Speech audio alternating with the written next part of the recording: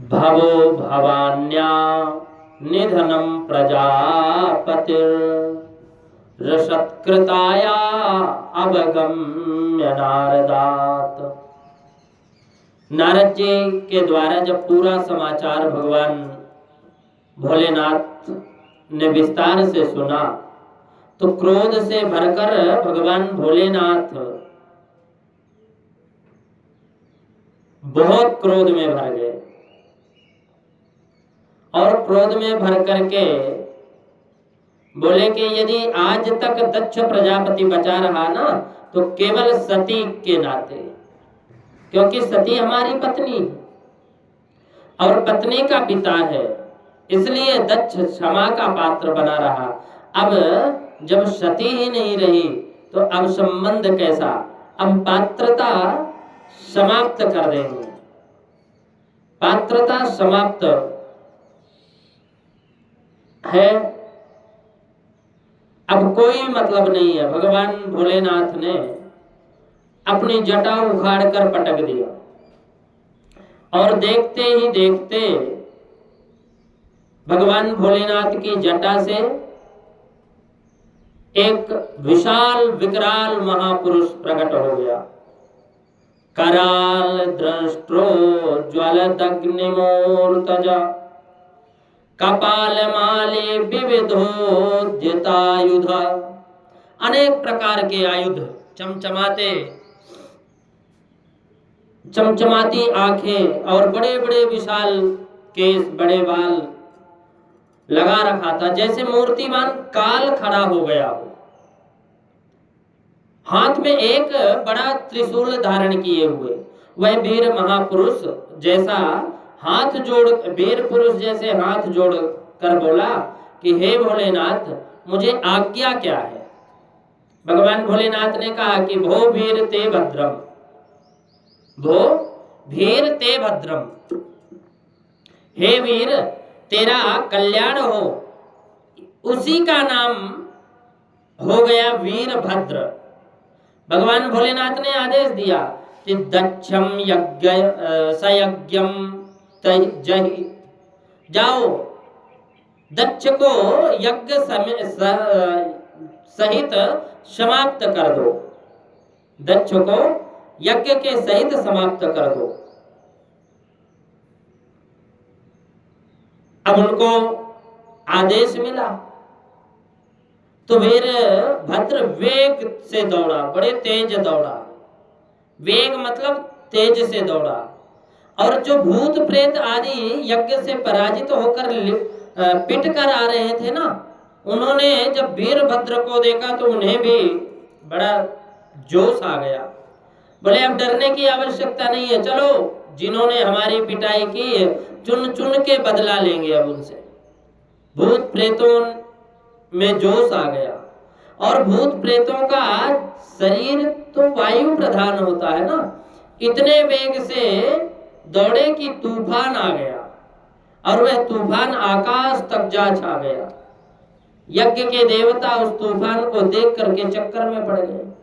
देखो देखो कितनी भयंकर आंधी आ रही है, ऐसी आंधी तूफान हमने जीवन में कभी नहीं देखी। भाई ये तो बहुत आंधी तूफान, ये कैसी आंधी तूफान है, जरा पता लगाओ। तो एक बोला अरे मुझे तो लगता है कि कहीं डकैती पड़ी है और डकैत सब भाग रहे होंगे। एक ने कहा क्यों भाई, इस समय राजा प्राचीन बरही का राज्य है, राजा प्राचीन बरही के राज्य में भी भला कोई डकैत हो सकता है क्या? अरे वह बड़े उग्र शासक हैं। वातानवान्ते नहि सन्ति दस्यवः प्राचीन बरहीवति उग्रदंडा। दूसरा बोला लगता है घास चर करके लाखों गाय एक साथ दौड़ रही हैं, ऐसी धूल उड़ती मानो एक ने कहा कि गावो नख काल्यंत इदम कुतोरजो। ये गायों के आने का समय नहीं है, इतनी धूल फिर कैसी है।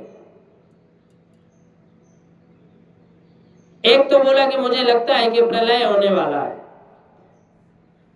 ये प्रलयंकारी प्रभंजन है। एक ने कहा कि प्रलयंकारी, ये प्रलय होने का समय तो अभी आया नहीं। लोको धुना न किम प्रलयाय कल्पते। अब जब तक देवता कुछ निर्णय ले लेते तब तक तो सनई सनई तूफान ने यज्ञशाला को ही घेर लिया और यज्ञ में चारों तरफ तूफान को देखा, आते देखा तो भूत प्रेत दिखाई पड़े। भूत प्रेत दिखाई पड़े। देवता समझ गए कुछ तो गड़बड़ है, होने वाला है, भाग लो यहां से तो अच्छा रहेगा। जैसे ही देवताओं ने भगदड़ मची कि वीरभद्र ने आदेश दिया कि सबको बंदी बना लो, एक भी भागने ना पाए, सबको यहीं रखो। तो बंदी बना लिए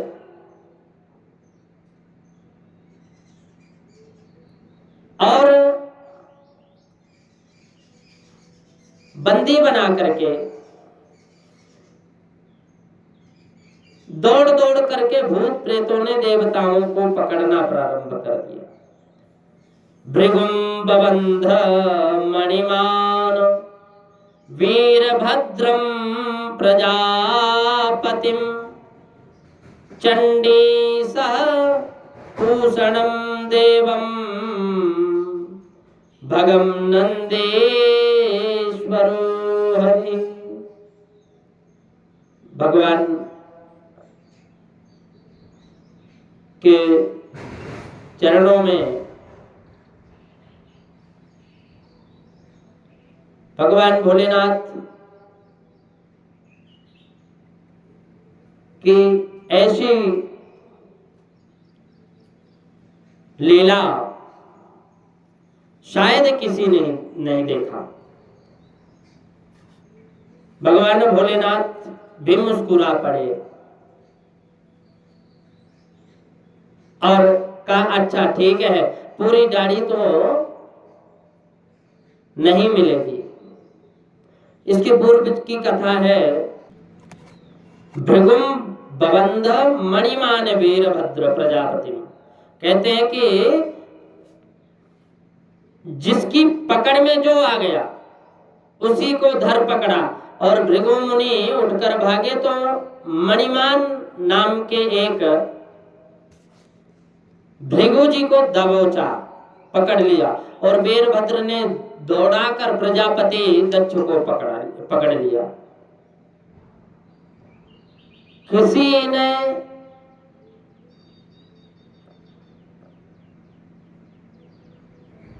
आपके स्पर्श मात्र से, आपके स्पर्श मात्र से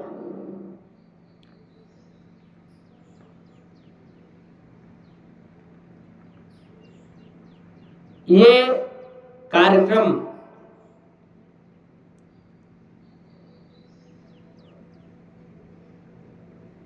जैसे भगवान भोलेनाथ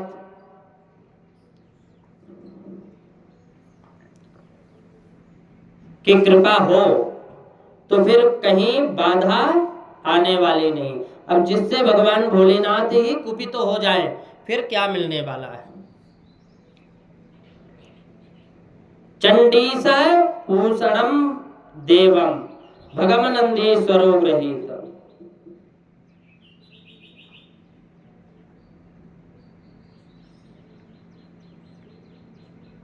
भगवान भोलेनाथ ने कहा कि पकड़ो सबको, यज्ञ से कहीं ये भाग ना जाए। जिसकी पकड़ में जो आए वो पकड़ रहा है।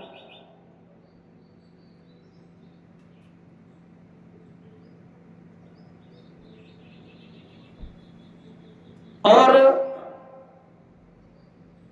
भगवान की कृपा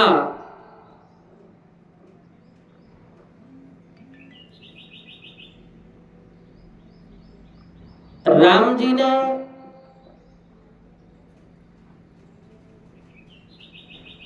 सारा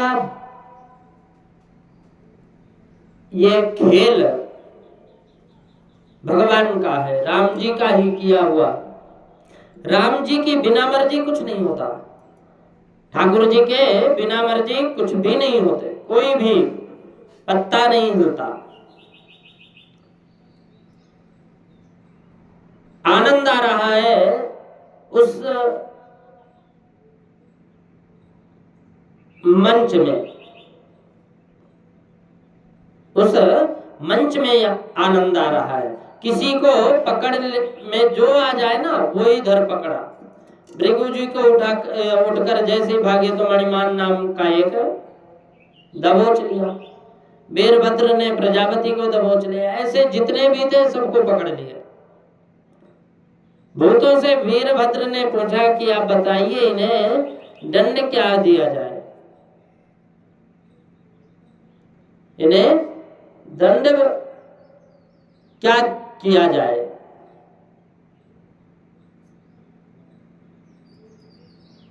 भगवान भोलेनाथ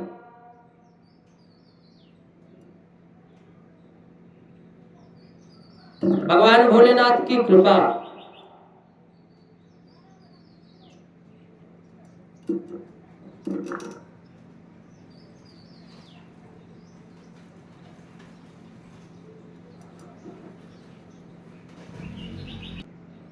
सबको पकड़ रहे हैं। किसी ने वीरभद्र को पकड़ लिया, उसके बाद वीरभद्र ने पकड़ा किसको, प्रजापति को, दक्ष प्रजापति को। किसी ने पूषा को पकड़ा तो किसी ने भग को पकड़ा, सबको पकड़ लिए और कहा भाई कहां भाग रहे हो, यज्ञ में भाग लिया है तो अपना भाग लेकर के ही भागिए तो अच्छा है, खाली हाथ मत जाइए। सबको पकड़ पकड़ कर बांधना प्रारंभ कर दी। वीरभद्र ने आदेश दिया कि पूरा यज्ञ तहस नहस कर दो, सब बराबर हो जाए। सभी शिवगण यज्ञशाला पर टूट पड़े, बल्लियां उखाड़ कर पटकने लगे। कुछ भंडारे में घुस गए तो रायता के कुंड में हर हर महादेव की डुबकी लगाने लगे। सब भंडारा चौपट कर दिया, सारी बल्लियां उखाड़ कर यज्ञ तहस नहस कर दिए। अंत में सबको पकड़े, बंदी बना करके खड़े किए तो उन भूतों से वीरभद्र ने पूछा, आप अब बताइए इन्हें क्या दंड दिया जाए। भूत प्रेत आदि बोले महाराज ये सफेद दाढ़ी वाला है ना, ये बाबा जी भृगु मुनि जो खड़े हैं, इन्होंने हमारी बहुत पिटाई कराई है। हम पिट रहे थे तो ये बाबा दाढ़ी पर हाथ फेर रहे थे और घुमा घुमा कर बड़े प्रसन्न हो रहे थे। इतना सुनते ही वीरभद्र को क्रोध आया और भृगु मुनि की दाढ़ी मूछ दोनों पकड़ करके एक झटके में सारे बाल नोच लिए, आधी दाढ़ी उखाड़ ली, आधा मूछ उखाड़ ली और भृगु जी को थमा दी। शिवगणों ने कहा कि महाराज ये जो पूषा देवता खड़े हैं ना, जब हम पिट रहे थे तो हमारी तरफ एक ही करके खूब बत्ती सी निकाल रहे थे। सुनते ही वीरभद्र ने एक मुक्का दिया, जोर से मुंह में मारा, सारी बत्ती सी टूट करके बाहर आ गई। पूरा वेदांती जो बेचारे वहां थे, एक भी दांत हमारी तरफ कहा कि एक भी दांत नहीं है। शिवगणों ने कहा कि प्रभु ये जो भाग देवता खड़े हैं ना, भग देवता, जब हम पिट रहे थे तो ये हमारी तरफ आंखें मटका कर खूब आनंद ले रहे थे।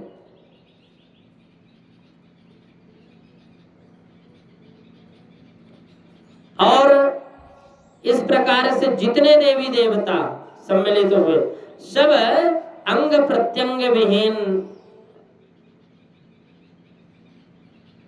डाल में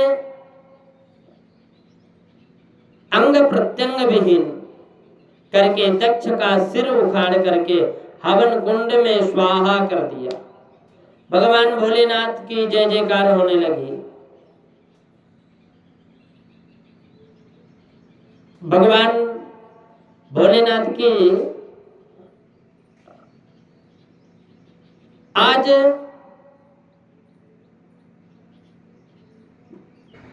सब जय जयकार कर रहे हैं, परंतु जो देवता खंडित हो गए थे ना, रोते रोते ब्रह्मा जी के शरण में गए, बोले सबको आपने अपनी दुर्दशा सुनाई। सबने, ब्रह्मा जी हंसने लगे। वहां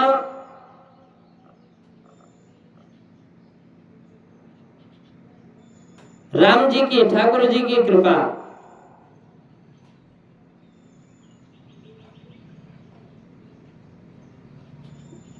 भगवान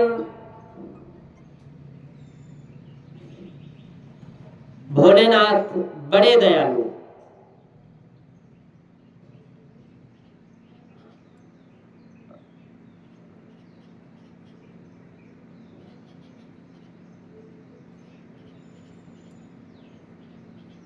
भगवान भोलेनाथ बड़े दयालु। एक बात और है,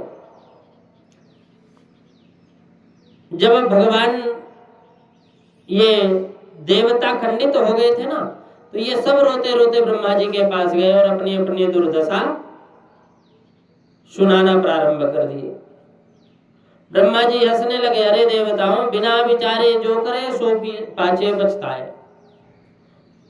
उस यज्ञ में भाग तो हमें भी परोसा गया था, पर हमने तो कुछ नहीं लिया, कुछ भी नहीं लिया।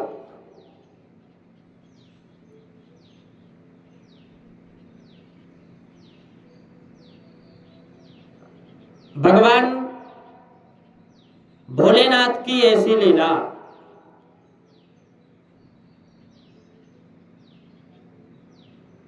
कि भगवान नारायण का भी भाग था, पर नारायण भी नहीं गए। जब हम तीनों नहीं गए तो तुम देवता क्यों चले गए? ब्रह्मा जी कहते हैं देवताओं को, क्यों गए?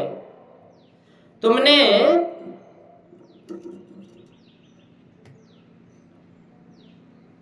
विचार क्यों नहीं किया? तुमने शिव का अपराध किया है। और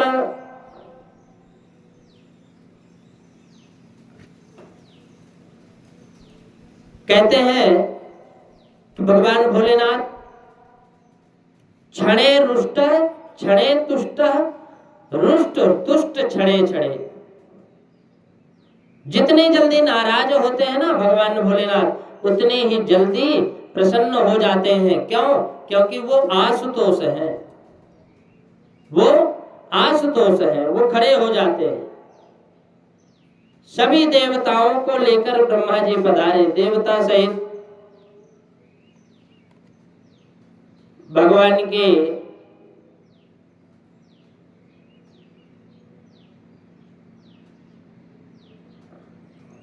भगवान भोलेनाथ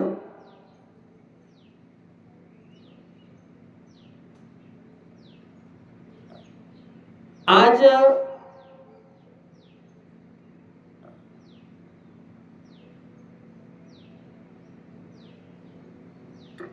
तो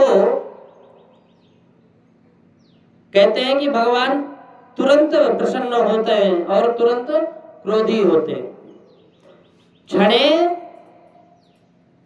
तुष्ट क्षणे रुष्ट, रुष्ट तुष्ट क्षणे क्षणे, क्षण में ही प्रसन्न हो जाते हैं और क्षण में ही विवाद कर लेते हैं। तो जब सब देवता को लेकर अपने ब्रह्मा जी के पास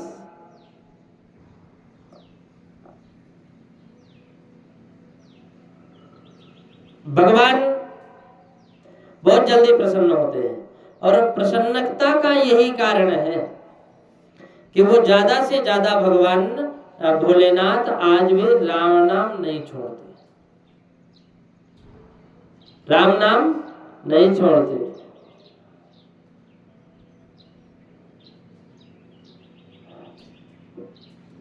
आज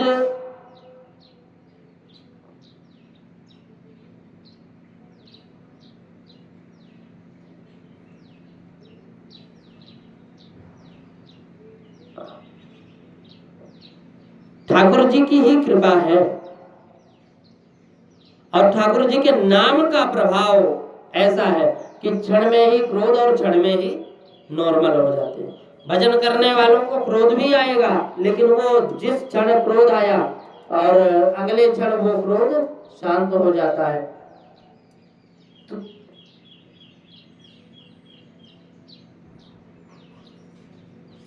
आज जब उनके बारे में पता चला तो कहते हैं कि महाराज ऐसा विचित्र वैराग्य स्वरूप का दर्शन किया। ब्रह्मा जी ने से बोले कि महाराज आप ही वहां पधारिए, उचित लोगों को इशारा कर देना, हम तुरंत दौड़कर आ जाएंगे। उसने कहा कि जाने के का साहस नहीं होता तो प्रेम देव समाज को वही ब्रह्मा जी सबसे पहले दौड़कर शिव जी के पास गए। ब्रह्मा जी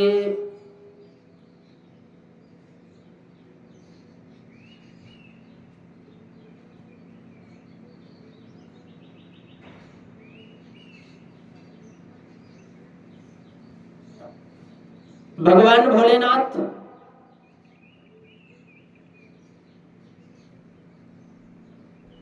की यही एक गुण है कि वो तुरंत प्रसन्न हो जाते हैं। कुछ भी मत करो, एक लोटा जल चढ़ा दो, एक लोटे जल में ही प्रसन्न हो जाते हैं।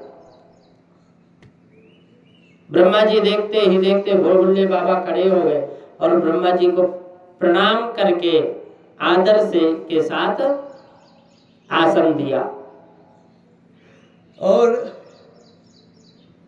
प्रणाम कैसे किए? ब्रह्मा जी उत्थाय चक्रे शिरसाभिवंदन मर महर कश्य तथैव विश्व महर मतः कश्य तथैव विश्व। आज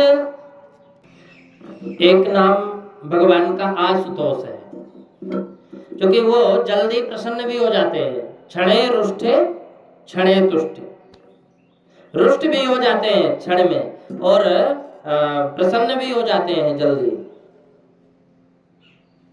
तो आशुतोष है भगवान भोलेनाथ। सबसे सरल पूजा है, कोई देवताओं में तो सबसे सरल पूजा है भगवान भोलेनाथ की, और जल्दी प्रसन्न होने वाले हैं भगवान भोलेनाथ। हर सब देवताओं का पट मंगल हो जाता है। एनी टाइम, हर समय, हर पल, 24 घंटे यदि भगवान के दर्शन करना हो तो भगवान भोलेनाथ, कभी पट बंद ही नहीं होता, खुले में रहते हैं। और भगवान भोलेनाथ एक और चीज बताना चाहते हैं कि कितना भी कुछ भी कर लो,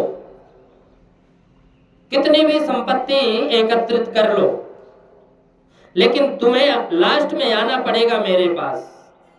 भगवान भोलेनाथ स्मशान में विराजमान है और स्मशान में भगवान भोलेनाथ के पास लास्ट में जाना पड़ता है।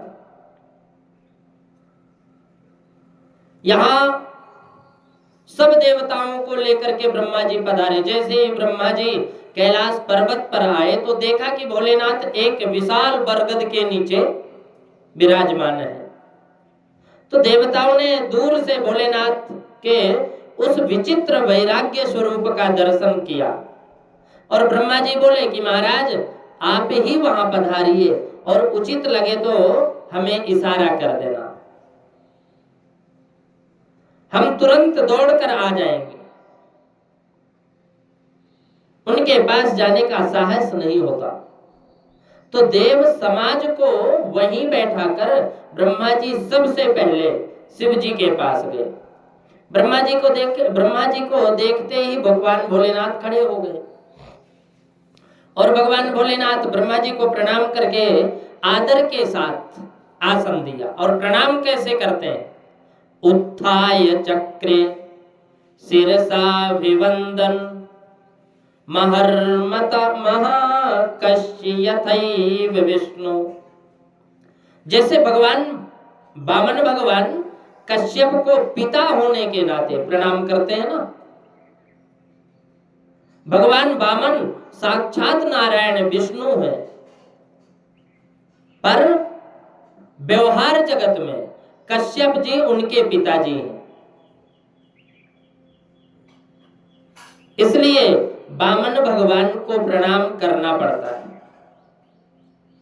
उसी प्रकार भगवान भोलेनाथ तो समस्त देवताओं के परम पूज्य हैं, परंतु व्यवहार में ब्रह्मा जी की भृगुटी से प्रकट होने के नाते उन्हें पिता मान करके प्रणाम कर रहे हैं। ब्रह्मा जी ने दूर खड़े होकर देवताओं को इशारा किया, मौका है बहुत अच्छा, जल्दी आ जाओ। सभी देवता दौड़ कर आए और सब भगवान भोलेनाथ के चरणों में साष्टांग दंडवत करने लगे।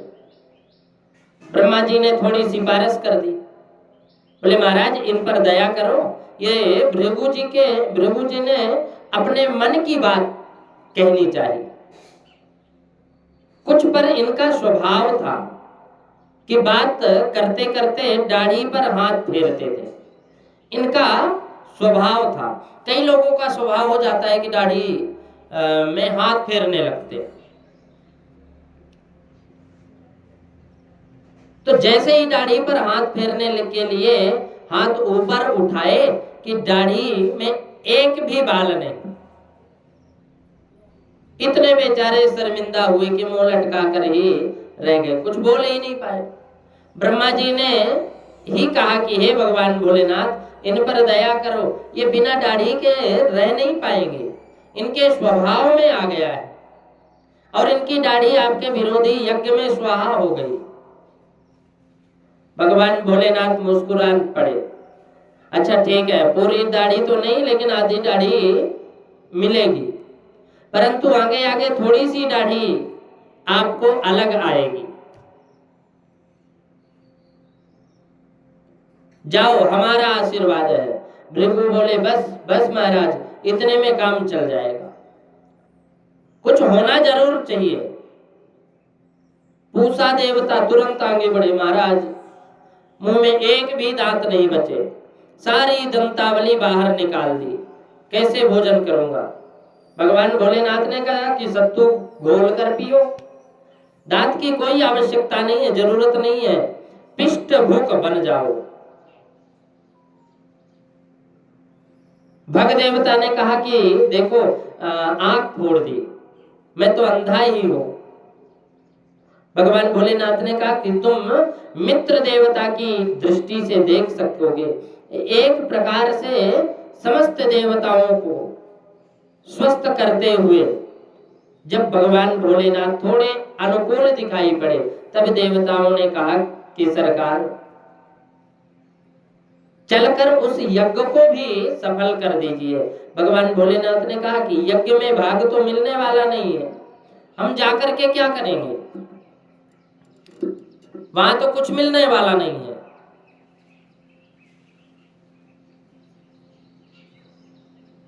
सारे देवता एक स्वर में बोले कि महाराज एत से रुद्र भागोस्तु यदुश्चिष्टो स्वरस्य वै यज्ञस्ते रुद्र भागेन कल्पता मध्य यज्ञ। हे यज्ञहंता भगवान भोलेनाथ, आज से जो भी यज्ञ में सामग्री अवशेष बचेगी वह अवशिष्ट सामग्री आएगी, आपका भाग माना जाएगा। भगवान भोलेनाथ संतुष्ट हो गए, जो बच जाए बहुत है। सारे देवता भगवान भोलेनाथ को मनाकर ले गए और भगवान भोलेनाथ से कहा कि महाराज यज्ञ सफल करो। भगवान भोलेनाथ ने कहा जजमान को बुलाओ। देवता बोले सरकार जजमान का धड़ तो ये पड़ा है, सिर स्वाहा हो गया। भोलेनाथ को ससुर जी की दुर्दशा देख करके दया आ गई, तुरंत बकरे का सिर जोड़कर ससुर जी को पुनर्जीवित कर दिए।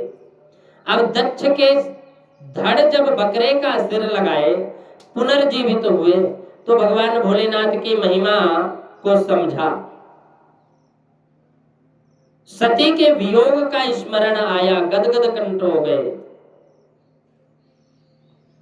और नेत्र सजल हो गए। दक्ष ने भगवान भोलेनाथ के चरणों में प्रणाम करते हुए बड़ी सुंदर स्तुति करते हैं वो। दक्ष कहता है कि हे भोलेनाथ आप भूयानुग्रह अहो भवता कृतो में दंडस्त्वया मयि भृतो यदपि प्रलब्धा न ब्रह्म बंधुषु चवाम भगवन्नवज्ञा तुभ्यं हरेश्च कुत एव धृत व्रतेषु। हे भगवान भोलेनाथ भूयानुग्रह अहो भवता कृतो में दंडस्त्वया मयि भृतो यद्यपि प्रलब्धा। कहते हैं कि आपने मुझे दंड देकर मुझ पर बड़ा भारी अनुग्रह कर दिया। क्यों? क्योंकि मैं बहुत उद्दंड हो गया था। और दंड किस लिए दिया जाता है? सुधर जाए। दंड उसी को दिया जाता है जिसे हम अपना समझते हैं। कई बच्चे उत्पात कर रहे हो, उद्दंडता कर रहे हो, तो हम अनदेखा कर देते हैं, चले जाते हैं। पर वहां जब हमारा कोई बच्चा हो, अपना कोई बच्चा दिखाई पड़े, तो जो उन उद्दंडों के साथ स्वयं उद्दंडता कर रहा है तो हम उसे जरूर पकड़कर एक दो चांटा लगा देंगे, क्योंकि वो अपना है, हम अपना समझते हैं उसको, उस पर हमारा अधिकार है। तो जिससे प्रेम किया जाता है ना, उसी को दंड भी दिया जाता है और दंड देने का अधिकार रखा जाता है। तो भगवान भोलेनाथ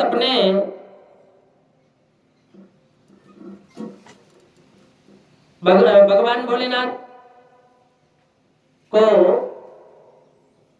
दक्ष प्रजापति कहता है कि आपने मुझे अपना समझा और अपनत्व के नाते मेरी उद्दंडता पर अंकुश लगाने के लिए आपने मुझे दंड दिया है। एक ग्वाला गायों को चरा रहा था, पर अपनी गायों से बड़ा प्रेम करता था। इतना प्रेम करता था कि जंगल में हिंसक जानवर कदाचित गाय के ऊपर आक्रमण कर देना, कोई भी जानवर, तो अपने प्राणों की बाजी लगा करके गौ माता की रक्षा करता था वो। और वही गाय यदि उत्पात करे, यहां वहां नुकसान करे, तो डंडा भी मार देता था। तो जो जितना अपने गायों से प्रेम करता है, उतना ही मारने का भी अधिकार रखता है। प्रेम करता है ना, इसलिए मारने का भी अधिकार है। तद ब्राह्मणान् परम सर्व विपत्तुपासी पालः पशूनिव विभो प्रगृणीत दंडः। प्रजापति दक्ष भगवान भोलेनाथ की मधुर स्तुति कर रहे हैं, पर बकरे का मुंह है ना, तो बकरे की ही भाषा बोलते। अब भगवान भोलेनाथ सुन सुन करके बोले बाबा बड़ी जोर से हंसी आई। और इसलिए आज भी भगवान भोलेनाथ शिव जी की जब पूजा करते समय कोई बम बम बम बम करता है ना, बकरे की तरह बोलते हैं, क्योंकि बकरे की तरह बम बम बम करते ही भगवान भोलेनाथ को ससुर जी की याद आ जाती है और भोलेनाथ प्रसन्न हो जाते हैं। जहां भगवान भोलेनाथ प्रसन्न हुए तत्क्षण उसके बीच में भगवान लक्ष्मी नारायण प्रकट हो गए और भगवान लक्ष्मी नारायण समस्त देवताओं ने क्रमशः भगवान नारायण की स्तुति करते और सबसे अंत में ब्राह्मणों ने मिलकर भगवान की स्तुति करते हुए कहा कि सभी ब्राह्मण मिलकर कहते हैं कि हे नारायण, समस्त यज्ञ के अंग आप हैं। त्वं क्रस्तुस्त्वं हविस्त्वं हुतासः स्वयं त्वयं हि मंत्रः समधिर्पत्राणि। आप स्वयं ही मंत्र हैं, आप स्वयं यज्ञ स्वरूप हैं, आप ही हविष्यान्न हो, आप ही हविष्यान्न के भोक्ता हो, आप ही मंत्र हो, आप ही समिधा हो, आप ही कुशा हो। आपने ही पूर्व जन्म में जल में डूबी हुई पृथ्वी को ऐसे उबारा जैसे कोई गजराज सरोवर को प्रविष्ट होकर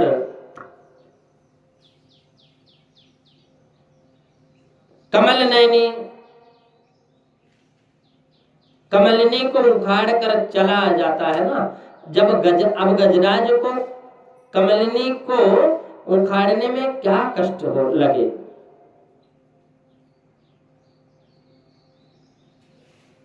ऐसे ही आपने जल में डूबी हुई इस धरा देवी का आपने हिरण्याक्ष के चंगुल से उद्धार किया।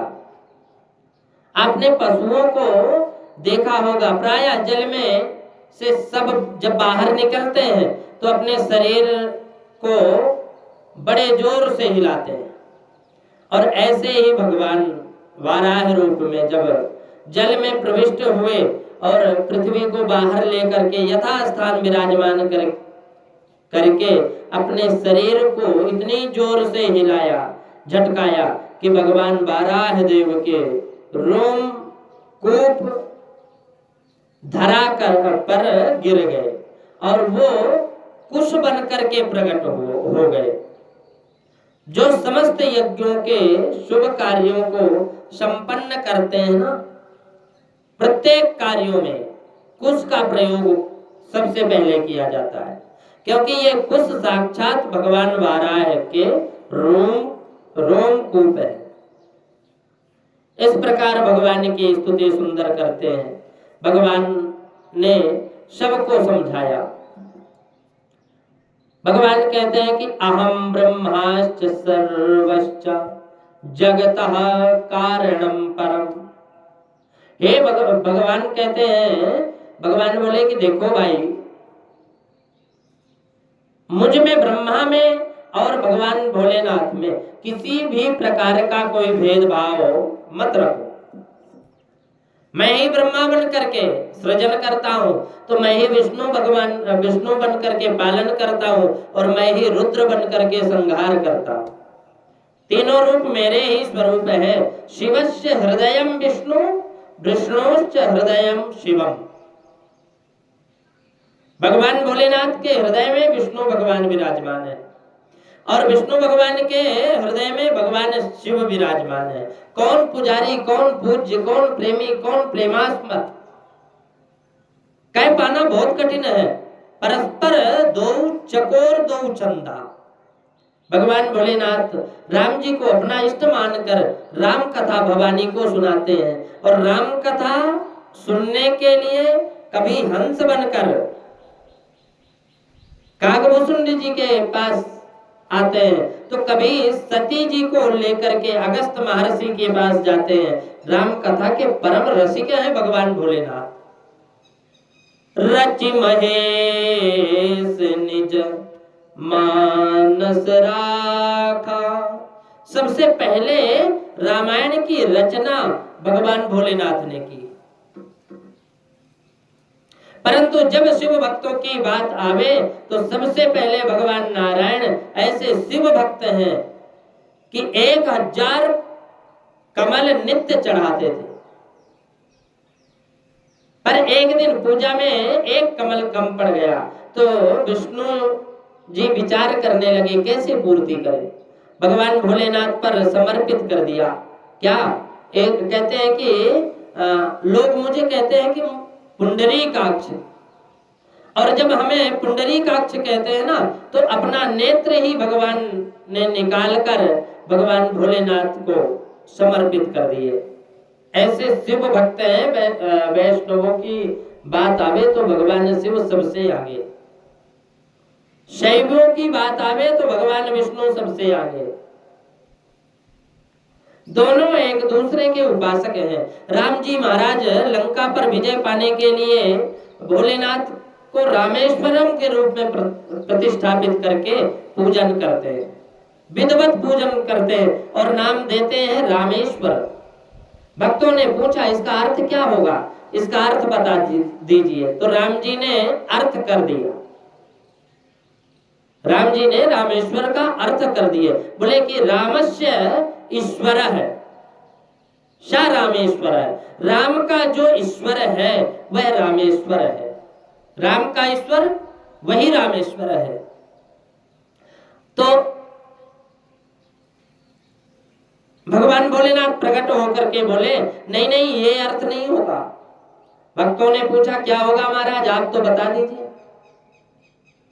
भगवान भोलेनाथ ने समास बदल दिया, समास को बदल दिया भगवान भोलेनाथ ने। और भगवान भोलेनाथ कहते हैं कि रामः ईश्वरः, रामः ईश्वरो यस्य सः रामेश्वरो।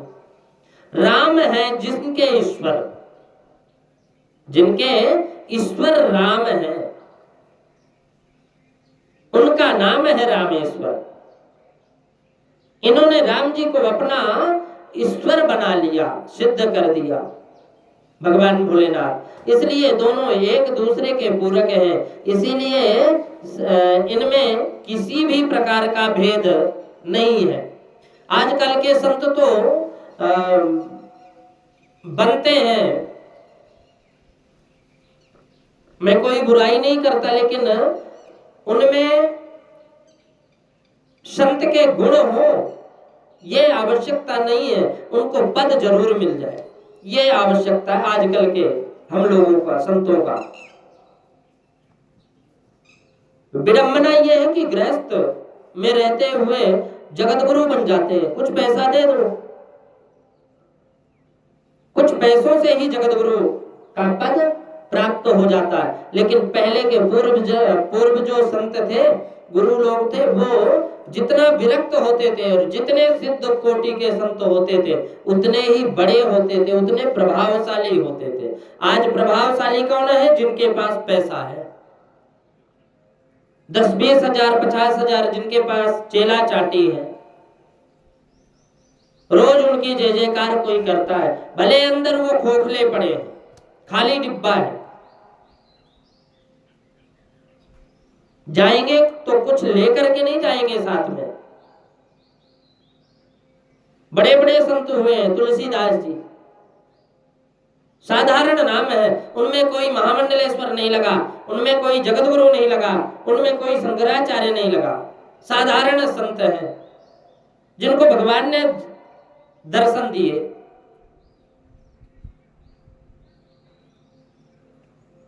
राम रहीम सूर्यदास, रैदास, ऐसे ऐसे संत, नाम में ही दासता है। ये श्री रहीम दास नहीं है, श्री रैदास नहीं है, साधारण नाम है रैदास, रहीमदास, सूरदास, लेकिन ये पक्के विरक्त और पक्के भगवान के जिन्हें भगवान कहते हैं मैं संतन को दास और संत मेरे मुकुटमणि, ऐसे ही संतों के मुकुटमणि है भगवान भोलेनाथ। आजकल के महामंडलेश्वरों जैसे नहीं।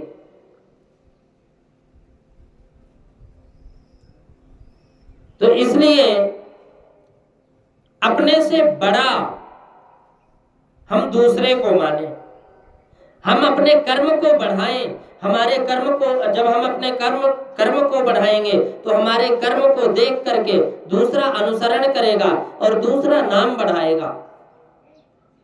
हनुमान जी अतुलित बल धाम है, लेकिन साधारण नाम है हनुमान जी, हनुमान। इसलिए हम भगवान से सीखें। भगवान कहते हैं कि हम राम जिनके ईश्वर हैं, और राम जी कहते हैं कि राम के जो ईश्वर हैं वो है रामेश्वर। और शंकर भगवान कहते हैं कि जो शिव के जो ईश्वर हैं वो है रामेश्वर। इसलिए इनमें किसी भी प्रकार का भेदभाव नहीं होता। हम लोगों में भी कभी भी भेदभाव ना हो, लेकिन हम लोग तो अपने आप को ही बड़ा मानते हैं। और कब तक बड़ा मानते हैं? थोड़े दिन के लिए बड़े हैं, बड़ा का फिर बड़ाई हट जाती है सब कुछ। तो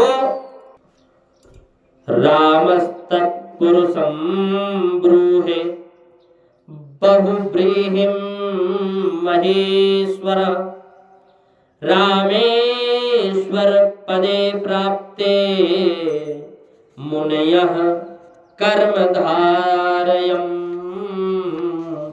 मुनयः कर्मधारयम्। भगवान